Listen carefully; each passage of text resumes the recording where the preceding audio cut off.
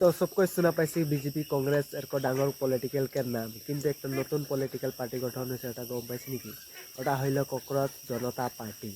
আর এর কারণ কি হলো এই पार्टीটাকে गठन हुआ? भारत के चीफ जस्टिस श्रीकांत जी ने हर एक अदालत में सुनवाई करार टाइम में जितना कोई भारत में बेरोजगार है और एडुकेशन लिखन बसिया है बेकार में ओदर के सब कॉकरोच के बराबर लागे बोली एक अदालत में बोलले। तो ওই स्टेटमेंट के सुनी कौन एक व्यक्ति ने একটা ইনস্টাগ্রাম পেজ বানাইলে ককরোচ জনতা পার্টি নাম के।